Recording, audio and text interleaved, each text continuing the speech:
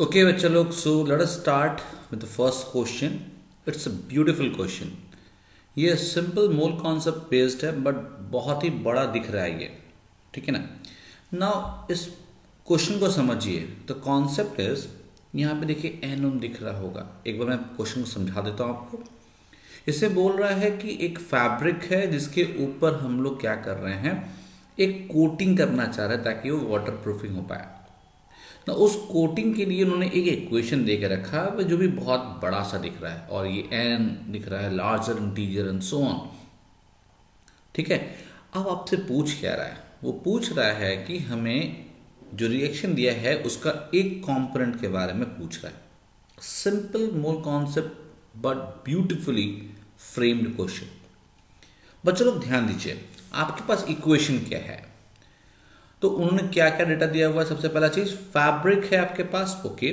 सो मेरे पास मान लीजिए एक फैब्रिक है और उसके ऊपर आप एक कोटिंग लगाना चाहते हो, ठीक है। एक कोट हुआ, दूसरा कोट हुआ एंड सो ऑन, ठीक है।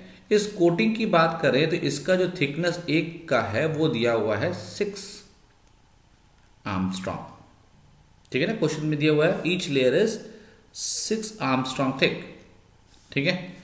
और ऐसे करते करते उन्होंने कितने कोटिंग लेयर बनाए बेटा, 1 2 3 4 करते करते 300 लेयर्स बनाया है, ओके ना। 300 लेयर्स बनाया है। ये डेटा क्यों दिया अभी मैं बताता हूं आपको। वो पूछ क्या रहा है, वो पूछ रहे हैं हाउ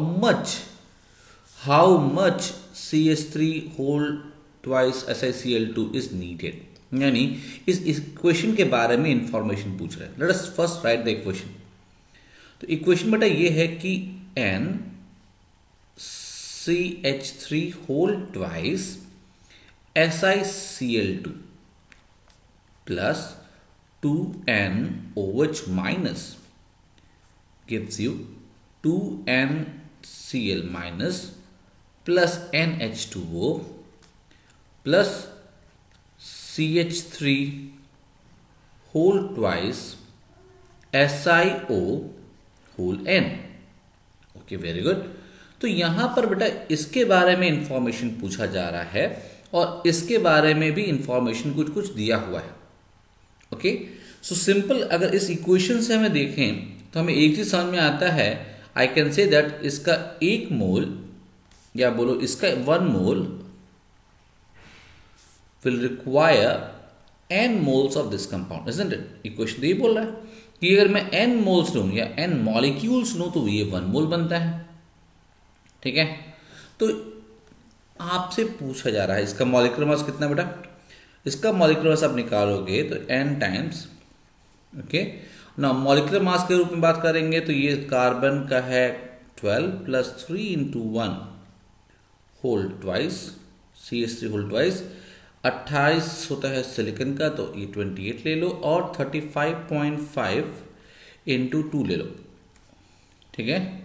और ये कितना हो जाएगा, this is 2 times into 12 plus 3 into 1 plus 28 plus 16 whole times n because यहाँ n सब्सक्रिप्ट दिया हुआ है, ठीक है ना।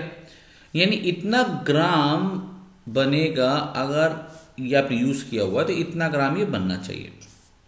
और इसको हम लोग सॉल्व करेंगे तो you will get it is around 129 gram n grams, और ये आ रहा है 74, तो 74 n ग्राम्स, ओके।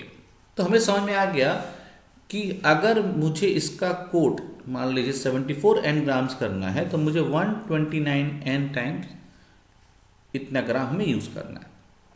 अब इंफॉर्मेशन वाइज उन्होंने n कंफ्यूज करने के लिए देकर रखा है ना। आपसे पूछ रहा है कि इंफॉर्मेशन किसके बारे में चाहिए मुझे। देखो यहाँ पे कहीं पे n नहीं दिख रहा ऑप्शन में, इसका मतलब ये n कैंसिल होने वाला है। इंफॉर्मेशन दिया गया है थिकनेस ऑफ लेयर का, फिल्म का, और ये फिल्म किस चीज का बेटा, ये फिल्म है CH3 होल ट्वाइस SiO का। तो let us first find out the what is the weight of film. Weight of film, ये फिल्म है बेसिकली, ये क्या है, that is equal to weight of CH3 whole twice SiO, यही तो है एक्चुअली। आप इसको एन कर लो, यही फिल्म है। और ये कैसे होगा बेटा, ये जो दिया हुआ है that is 1 metre into 2 metre into some thickness into some number of layers, तो I can say that volume into density बोल सकते हैं, है ना, जितना आपने किया हुआ है, बिकॉज डेटा ऐसा दिया हुआ है। नाउ लेंथ दिया हुआ है 1 metre that is 100 centimetre, centimetre because हमें density gram per centimetre cube में दिया हुआ है। नाउ विड्थ दिया हुआ है again 2 meters, you can say this 200 centimeters. Now thickness दिया हुआ है 6 Armstrong that is 6 into 10 power minus 8 centimeter, और number of layers ये बेटा कितना है, this is 300. Okay, so we can say from here that weight of film should be equals to L into W into T, ये एक layer का हो जाएगा, into N ये total volume into density, total ये होगा बिकॉज डेंसिटी यहाँ पे दिया हुआ है 1 ग्राम पर सेंटीमीटर क्यूब। ओके, सो ये आप निकालिए, यहाँ पे आपका आएगा बेटा कितना आएगा, this is equals to 100 into 200 into 6 into 10 power minus 8 into 300 into 1। आप देखोगे ये इतने का आपका क्या आएगा बेटा, इसका आएगा सेंटीमीटर क्यूब, और ये है 1 ग्राम पर सेंटीमीटर क्यूब, कैंसिल हो जाएगा, and what you will get this much grams. Okay, तो 6 2 12 36, तो ये 0.36 ग्राम्स आ गया। ओके ना, इसका मतलब मुझे इस इक्वेशन में इसका इंफॉर्मेशन दे दिया गया है, तो therefore we can say that 74 n grams of this compound requires 129 n grams of CH3 whole to HCl. Therefore 0.36 grams of the compound will require how much? It will require 129 n divided by 74 n into 0.36. देखो यहाँ पे देखा n cancel out हो गया, isn't it? ये जो n है वो कैंसिल आउट हो गया, and your answer will be 0.627, approximately 0.63 grams. So your answer is first one, that is A. Clear? Beautiful question.